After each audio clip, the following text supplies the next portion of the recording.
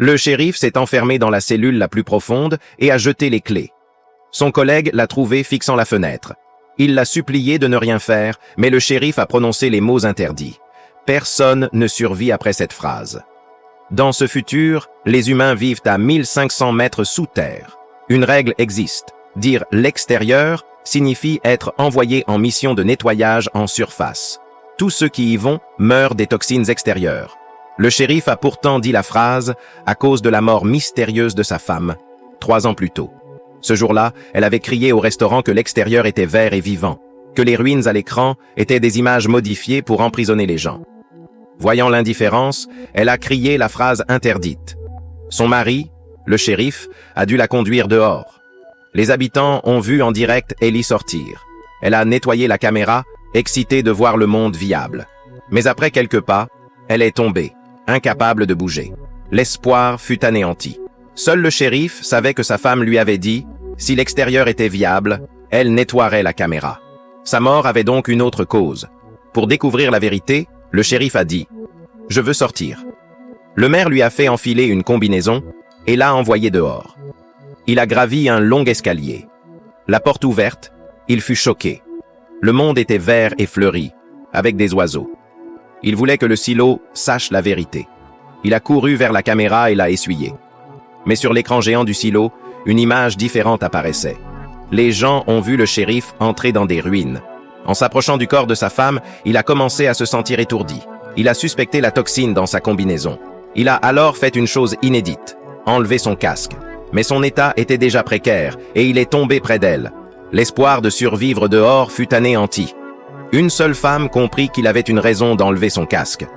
La veille, elle l'avait emmené dans un trou abandonné. En entrant, ils avaient découvert des murs couverts de motifs et textes étranges. Elle semblait habituée. Elle l'a conduite à travers une brèche vers une plateforme. Les lumières allumées, ils ont vu une énorme foreuse. Elle a émis l'hypothèse d'un accident de forage, scellé avec du béton. Ils ont descendu une échelle, sorti une caméra d'une boîte, puis suivi un fil de pêche. Derrière une plaque de fer, ils ont tiré un sac contenant le disque dur trouvé par la femme du shérif. Dedans se trouvaient des enregistrements du monde réel et ses notes de déchiffrement. Le shérif a voulu tout détruire. Elle n'était pas d'accord. Elle a crié que s'il avait écouté sa femme, elle ne serait peut-être pas morte. Le shérif, stupéfait, a hésité. Elle a dit à Jules de rester discrète, sinon ce serait la peine de mort. Elle est repartie avec le disque dur et les notes. Plus tard, Jules a appris l'exil du shérif. Elle est retournée sur la plateforme.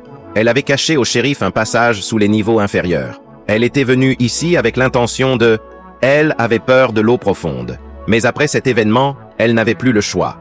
Elle a fixé la corde, allumé sa lampe et a descendu. En panique, sa lampe est tombée. Elle a avancé dans le noir, tâtonnant. Alors qu'elle touchait presque l'eau, la génératrice a eu une panne. En tant que responsable, elle est remontée. Voyant l'apprenti sur le point d'entrée réparé, Alice l'a empêché. Comme il résistait, elle l'a frappé. Une fois la crise résolue, le supérieur est venu voir Jules, lui reprochant d'être venu ivre, d'avoir manqué le travail et d'avoir frappé l'apprenti. C'est alors qu'elle a soulevé un problème sérieux. La génératrice avait un grave défaut. Il fallait l'arrêter pour le résoudre. Le supérieur a dit que la génératrice n'avait jamais été arrêtée. Cela plongerait le silo dans le noir, et même 5 minutes pouvaient provoquer la panique. Il ne pouvait en assumer la responsabilité. Mais Jules a insisté.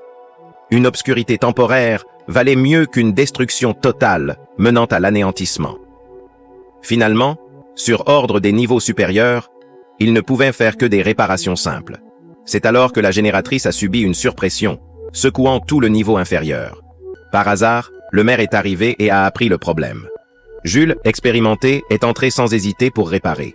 Grâce à elle, la pression est revenue à la normale. Ses compétences ont été remarquées et approuvées par le maire.